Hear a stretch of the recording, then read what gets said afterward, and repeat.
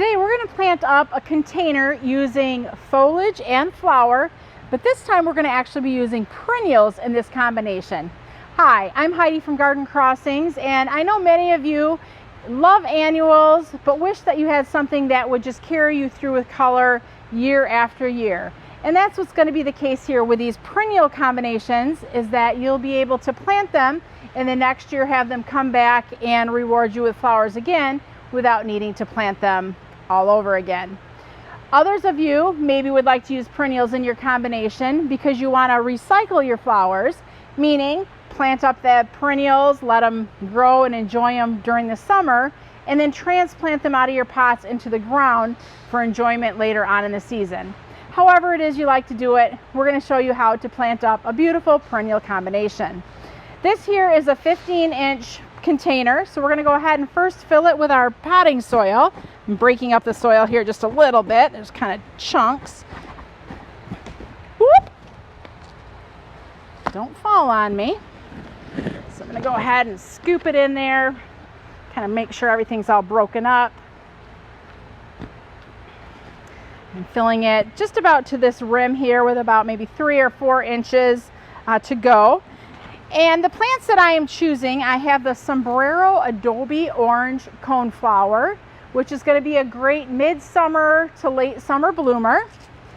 Also, I've chose the Dolce Wildberry Corabels, and this is a great plant that always is showing beautiful foliage color. It does do some flowers, although the flowers really aren't significant in my opinion on this plant. We're using it mostly for the gorgeous purple foliage.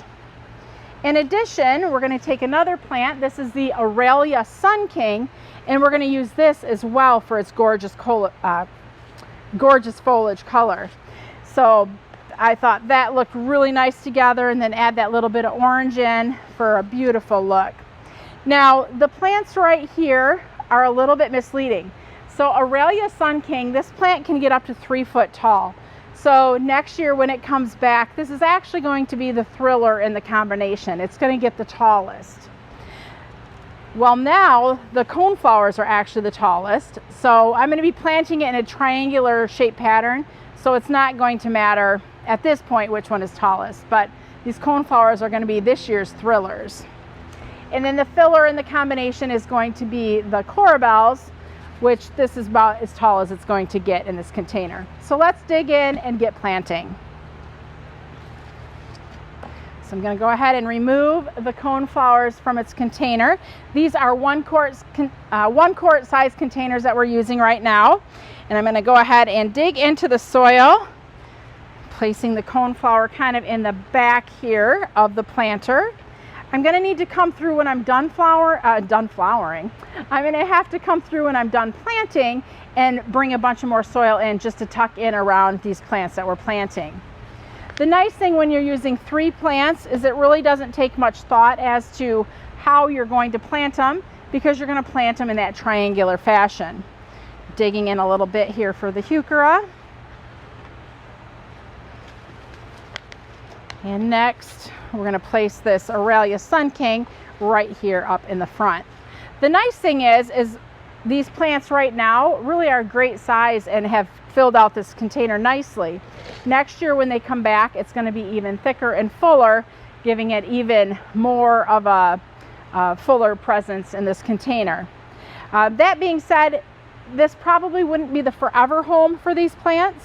After a couple years in the container, you may either need to bump it up into a larger container, or like I said earlier, dig them out and plant them into your landscape. So I'm going to go ahead and fill in around the gaps.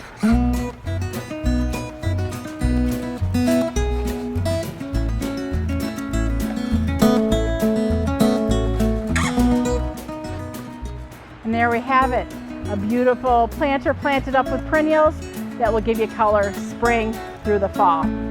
If you have any questions or comments, please feel free to leave them below. I'm Heidi from Garden Crossings.